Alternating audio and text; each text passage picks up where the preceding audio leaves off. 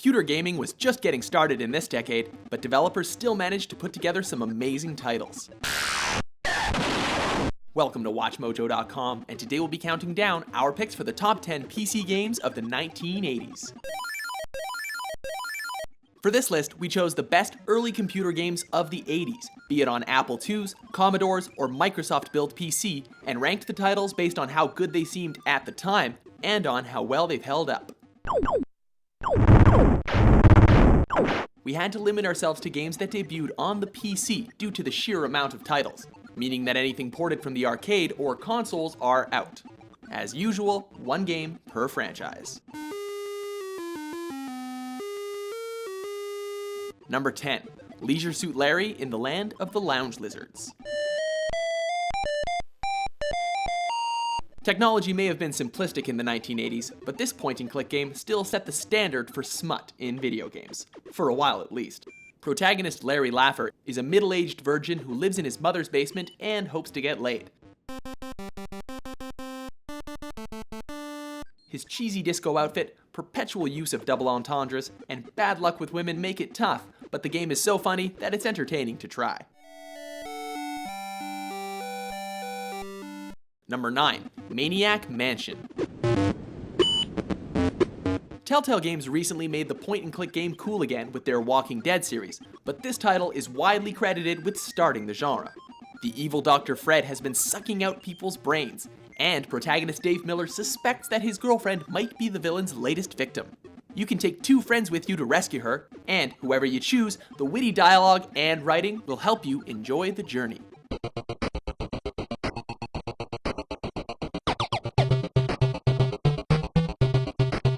Number 8, Sid Meier's Pirates. Before Sid Meier solidified his place in history with his Civilization series, he made this open-world strategy game. You start as a privateer for one of 4 countries, though, since you're a pirate, your allegiance can change fairly easily. Many of the factors which affect your experience, such as diplomatic relations between countries, are randomized and put out of your control. But again, being a pirate, sometimes it's best to answer diplomacy with a sword. Number 7, Where in the World is Carmen Sandiego?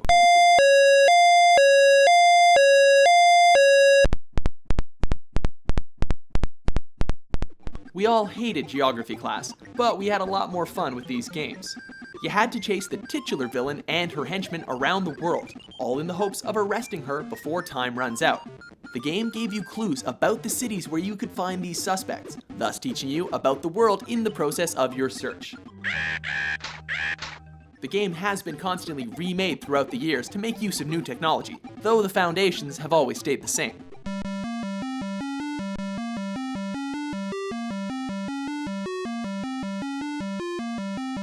Number 6, Wasteland.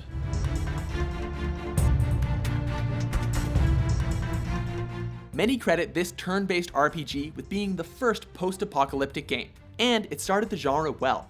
It begins after a nuclear war between the US and the Soviets all but destroyed the world, and you have to help the American Desert Rangers to save survivors and fight bad guys. It may not look like much today, but for 1988, Wasteland was considered to be groundbreaking, both in terms of strategic gameplay and its graphics.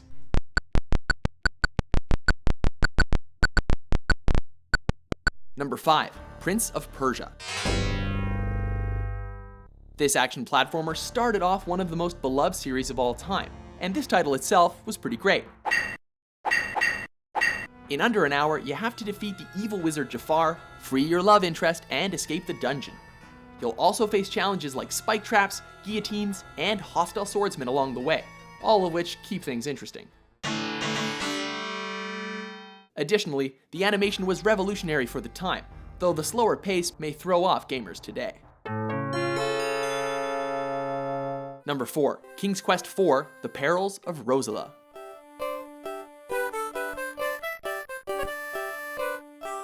Even before point-and-click adventures were a thing, there were graphic text adventures where you had to type in your input, and this series was at the forefront, with the 4th game featuring one of the earliest female protagonists in video games. Her name is Rosalia, and she's a princess who you have to help get magic fruit to save her dying father.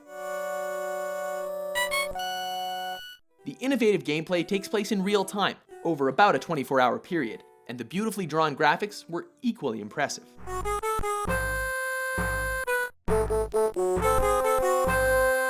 Number 3, Ultima 4, Quest of the Avatar.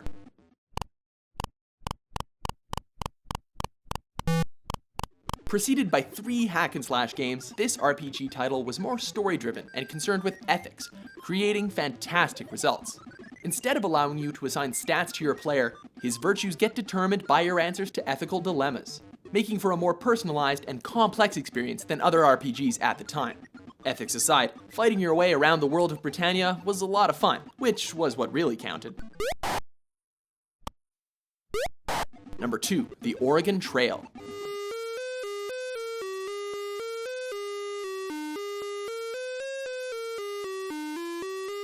If you're the right age, you probably remember this game from elementary school, but it still holds up beautifully outside the classroom.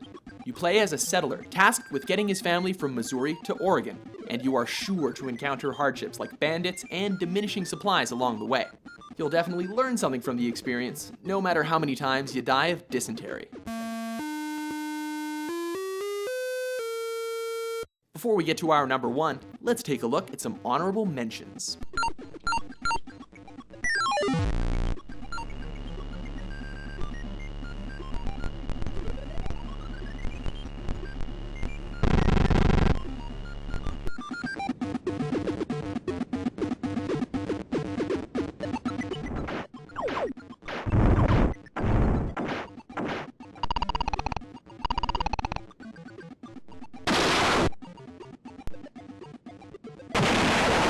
Number 1, Sim City.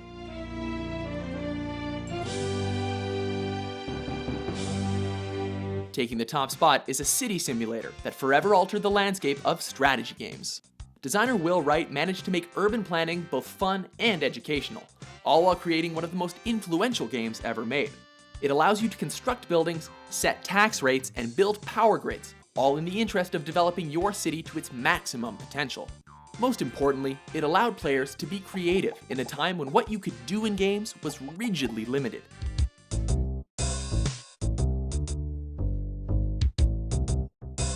Do you agree with our list? Which PC game of the 1980s fills you with nostalgia? Well done! The people of the South Pacific are happy to have their treasure safe again.